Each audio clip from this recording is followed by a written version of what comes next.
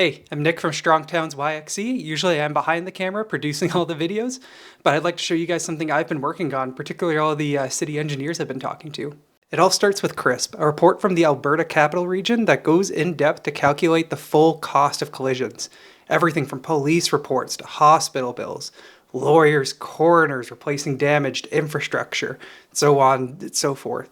I originally became aware of the report after hearing that London, Ontario did a similar analysis and found that collisions were costing them about $2.5 million on average every day. So I took the research in CRISP and applied it to Saskatoon Police's crash data, which is available publicly. And the result? In Saskatoon, we lose about $1.3 million every single day due to collisions on average.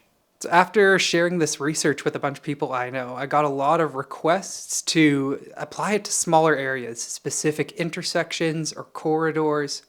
So I made a website, saskatooncollisioncalculator.ca, that takes the research from CRISP and the data on collisions from the Saskatoon Police and puts it into a place where you can select an area on a map and it'll tell you the cost per day and per year on average that we spent over the last 3 years on collisions in that area.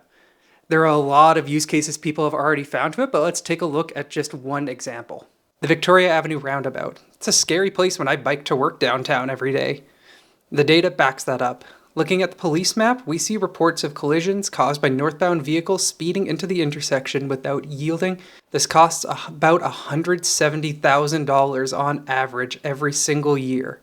The first responders we keep having to send there aren't free, nor are the vehicles we all pay into insurance to replace or the hospital bills for those people.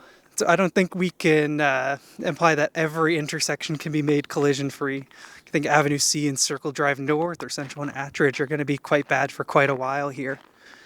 But something like one entrance to one roundabout, I think we can make collision-free potentially. And using the city's kind of maintenance plan for roads, if we can do it for less than about $8.5 million, it kind of turns out to be a good investment, saving that money that we'd spend on sending police out there and hospital bills and long-term recovery plans and insurance and all that getting put to better use. So that's just one example of how you can use this data. This isn't a video about Victoria in specific at all. I've heard people already looking at this for things like during the Broadway Bridge construction, doing a cost analysis of different projects to activate that space and the lost parking meter revenue versus the amount we'd save on just having less car crashes on Broadway while it's closed. Or things like identifying low-hanging fruit intersections, the ones that would be really easy to make safe and make the case for spending the money to make them safe if we're going to save even more and more money by doing so. Edmonton, where this report came out of, over the last decade, has reduced their fatalities by about half. So we know we have those low-hanging fruit when we are kind of doubling comparable cities, comparable climates, comparable sizes in their collision history. But take a look for yourself at saskatooncollisioncalculator.ca and let me know what you find. Or better yet, read CRISP for yourself. This is just a tool to visualize the insights I've gotten from it.